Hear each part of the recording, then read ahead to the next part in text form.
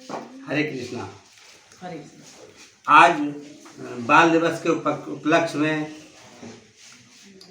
यहाँ उपस्थित माननीय प्रधानाचार्य महोदय, उप प्रधानाचार्य महोदय, सम्मानित मंच एवं पूज्य शिक्षक एवं शिक्षिकाएं बहनें एवं मेरे प्यारे साथियों तथा समस्त श्रोतागणों के लिए नमन।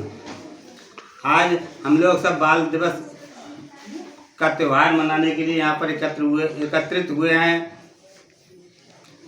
ये तो सब लोगों को पता है कि आज के दिन 14 नवंबर सन 1889 को हमारे स्वतंत्र भारत के प्रथम प्रधानमंत्री पंडित जवाहरलाल नेहरू का जन्म हुआ था।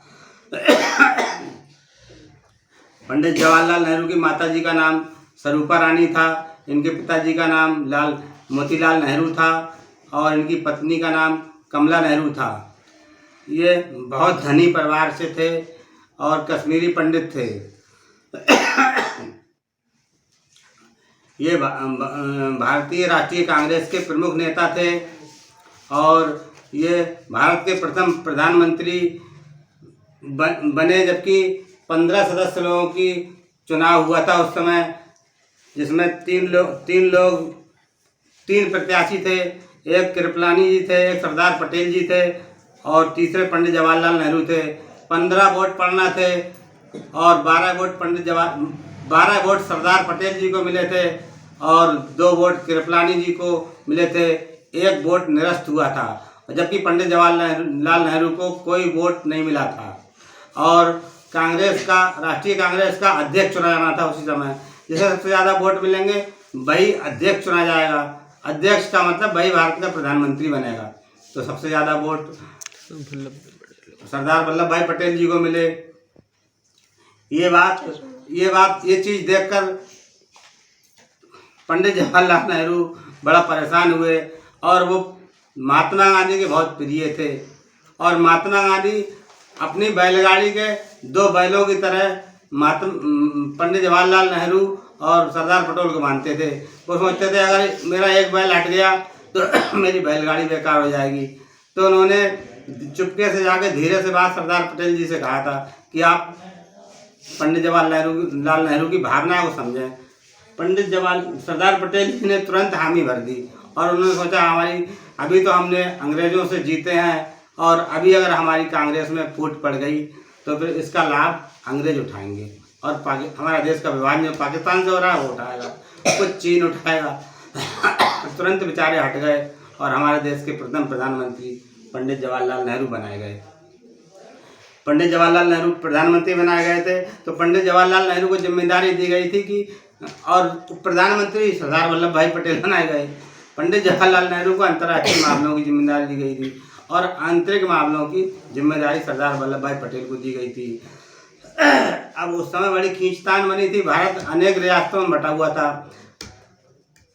567 रियासतों को सरदार पटेल जी ने भारत में विलय कराया। 3 लोग तैयार नहीं हुए, जूनागढ़, हैदराबाद और कश्मीर, जिनके लिए सरदार पटेल को सेना का सहारा लेना पड़ा, तब जाके वो एक हुए थे। आज जो कश्मीर समस्या है वो सरदार पटेल का वहाँ ना जाने की देन है। उस समस्या का जब हल हो रहा था तो नेहरू जी बोले हम जाएंगे, वो नहीं गए। आज तक समस्या वहीं की वहीं बनी पड़ी है। अब सरदार पटेल अब रही आज बाल दिवस की बात। पंडित जवाहरलाल नेहरू के लिए बच्चों से बहुत प्रेम था। वो अपने प्रतिदिन का कुछ समय, अधिक से अधिक समय बच्चों में व्यतीत करते थे और उन्होंने अपना जन्म 14 नवंबर को ना मनाने की घोषणा करके बाल दिवस के रूप में घोषणा की थी। इसलिए हम लोग 14 नवंबर को पंडित जवाहरलाल नेहरू के जन्म की जगह बाल दिवस के रूप में मनाते हैं। अब रही बात बाल दिवस का मतलब ये नहीं कि खाली हमने खुशी मनाई हट गए। बाल दिवस का मतलब बच्चों का उद्धार होना। बच्चों का उद्धार तभी हो सकता है जब उन्हें अच्छी शिक्षा मिलेगी, अच्छा जो है स्वास्थ्य रहेगा, उनका अच्छा खान पान रहेगा, तब सच्चे अर्थों में बाल दिवस का त्यौहार है। अब इसमें जो है हम लोगों को जो आज के समय अनुसार जो मेहनत करना है निर्धन बच्चों की आदतों को सुधारना है। निर्धन बच्चों की आदतों को सुधारना है, कोशिश करना है कि वो सब पढ़े लिख जाएं। हम लोग अपने जो पढ़े लिखे लोग हैं अपने अपने मोहल्ले में गरीब बच्चों को या जो अच्छे इच्छुक बच्चे हैं उन्हें बैठाकर शिक्षा ग्रहण कराएं, ताकि हमारा देश जो है विकसित हो। अब हमारे देश में एक बहुत बड़ी समस्या है कि हमारे देश में हर वर्ष 1500 से लेकर 2000 तक मूवी बनाई जाती हैं। 1500 से लेकर 2000 तक मूवी बनाई जाती हैं और 20 भाषाओं में अलग अलग। इसका खर्चा कितना आता है? 14,000 करोड़ रुपए। 14,000 करोड़ रुपए खर्च आता है। और सबसे ज़्यादा बच्चे पसंद करते हैं। जिसके पास 4G मोबाइल है तो पहले मूवी के लिए है। मुझे ऐसा लगता है कि अगर 100 4G मोबाइल हैं तो उसमें से 95 बच्चे यूज करते हैं मूवी देखने के लिए, ना कि उसमें और अच्छी चीज़ें उन्हें देखने के लिए। तो अब वो ये तो एक अलग बात है। जबकि कनाडा और अमेरिका दोनों देश मिलके हर वर्ष 700 मूवी बनाते हैं। कनाडा और अमेरिका मिलकर, जबकि वो बहुत विकसित देश है, हम तो विकासशील देश हैं और हम बहुत पीछे हैं उनसे। और जबकि अमेरिका का रक्षा बजट मैंने आज गूगल पे देखा था, इंडिया से 12 गुना अधिक होता है रक्षा बजट।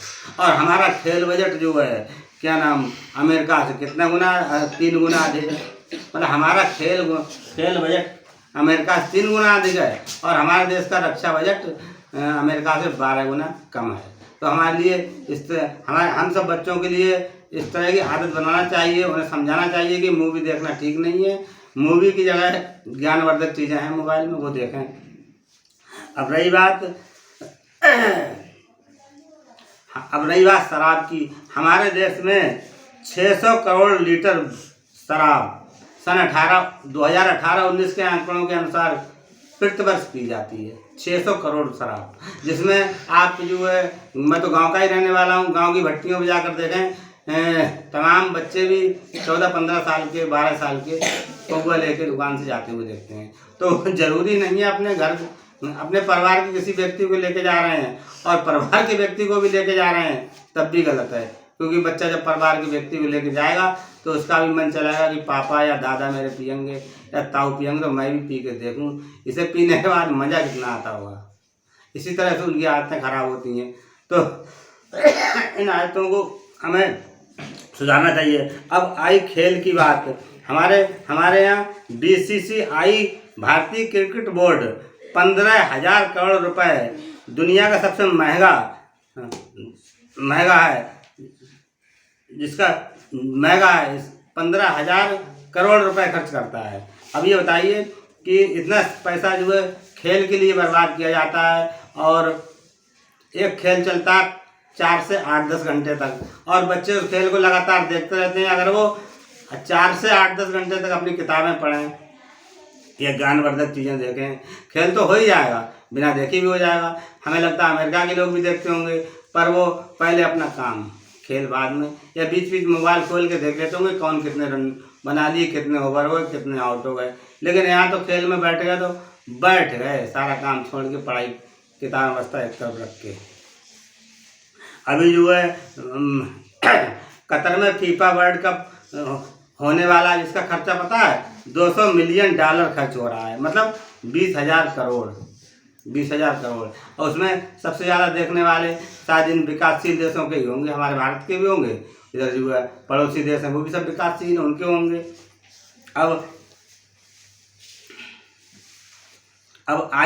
अब खान पान के बारे में बता रहा हूँ। अब AFO रिपोर्ट के मुताबिक हमारे देश में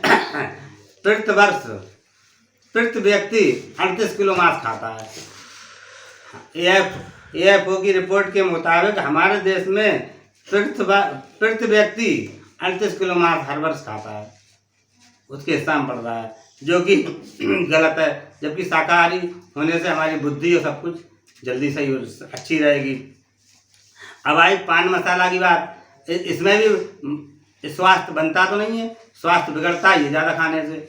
अब आई पान मसाला इंडिया में 42,000 करोड़ रुपए का खर्च आता हर साल। 42,000 करोड़ रुपए। अब बच्चे हमने तमाम खाते हुए देखे हैं, तो इन सब पे प्रतिबंध लगना चाहिए ताकि बच्चों का सुधार हो। और उनने एक और कर दिया पान मसाला का, वो तो बंद कर दिया ऐड, अब वो इलायची के नाम से ऐड करने लगे हैं कि इस नाम से इलायची है उसमें पान मसाला। तो अब 42,000 करोड़ रुपए जब खर्च हो रहा है खाने में, तो उसकी जो उससे जो कैंसर होता है उसके खाने से जो कैंसर वगैरह होता है उस पर कितना खर्च होता होगा, उसमें शायद 1 करोड़ 42,000 है इसमें, तो उसमें हो सकता है 100 या 200,000 करोड़ रुपए खर्च होता होगा बीमारी में। अब रही बात, अब मैंने एक आंकड़े और देखे, आंकड़े ये देखे थे 1 हेक्टेयर भूमि में अगर हम साग सब्जी उगाएं तो 30 व्यक्ति के खाने के लिए 1 साल का हो सकता है। 30 व्यक्तियों के लिए खाने का 1 साल का हो सकता है, और उससे व्यक्ति भी स्वस्थ रहेगा, बच्चे भी स्वस्थ रहेंगे। और अगर उसी 1 हेक्टेयर भूमि पर हम लोग जानवर पालें और मांस खाने का इंतजाम करें, 5 से 6 व्यक्तियों को खाना हो रहा है, तो हम लोग किस चीज़ में अच्छे हैं? शाकाहारी में, इसमें शाकाहारी समझे नहीं? तो इसलिए जो है हम लोगों के लिए बच्चों के कल्याण की योजनाओं के बारे में ध्यान रखना चाहिए, बच्चों को अच्छी शिक्षा का ध्यान देना चाहिए। इसी में हमारा सच्चा बाल दिवस है। मेरे विचारों को इतने ध्यानपूर्वक सुनने के लिए मैं आपका बहुत बहुत आभारी हूँ। धन्यवाद।